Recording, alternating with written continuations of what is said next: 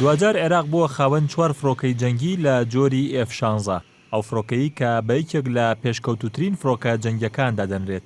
عێراق لە ساڵی 2011دا داوای لە ئەمریکا کرد 36 فڕۆکەی F-16 بە بەهای نزیکەی 6 ملیار دۆلاری پێ بفرۆشێت، بەڵام هەرێمی کوردستان دژی فرۆشتنی ئەو فڕۆکەیە بوو بە عێراق. مەسعود بارزانی سەرۆکی هەرێم لە یەکێک لە سەدانەکانی بۆ ئەمریکا داوای لە ئەمریکا کرد فرۆشتنی فڕۆکەی F-16 بە عێراق دوا بخات. نیگەرانی بارزانی و هەرێمی کوردستان ئەوە بوو حکوومەت عێراق لە کاتی قوڵبوونەوەی ناکۆکیەکانی نێوان هەولێر و بەغداد لە ڕێگەی ئەو فڕۆکەیەوە هەڕەشە لە هەرێمی کوردستان بکات.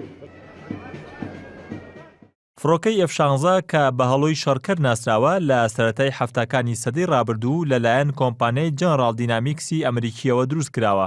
بۆ یەکەم جار لە 2 شوباتی 1974 بە ئاسمانی ئەمریکادا فڕیوە.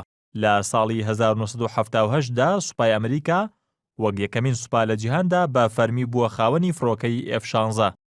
لە ئێستادا زیاتر لە 4500 فڕۆکەی F-16 لە جیهاندا هەیە و 26 وڵاتی جیهان خاوەنی ئەو فڕۆکەیەن کە عێراق دوایین وڵاتە بۆتە خاوەنی ئەو فڕۆکەیە لە خۆرهەڵاتی ناوەڕاست و وڵاتانی تورکیا و ئیسرائیل، میسر، ئۆردن، ئیماراتی یەکگرتووی عەرەبی و بەحرین و عێراق فڕۆکەی F-16یان هەیە.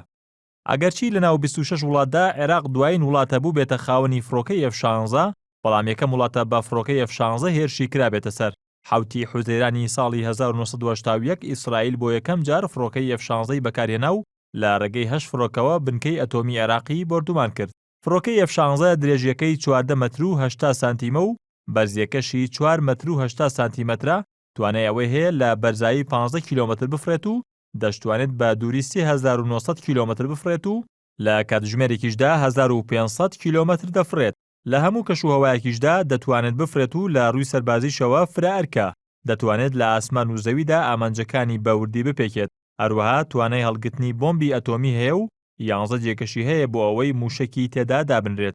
F-16 چەندین جۆری هەیە و بە پێی ئاستی پێشکەوتووی نرخەکانیان جیاوازە.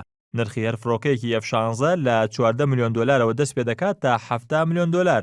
وەزارەتی بەرگری ئەمریکا بڕیاری داوە تا ساڵی 2025 فڕۆکەی F-16 بەکاربێنێت و بڕیاریشە دوای ساڵی 2025 فڕۆکەی F-35 جێگەی فڕۆکەی F-16 لە سوپای ئەمریکادا بگرێتەوە.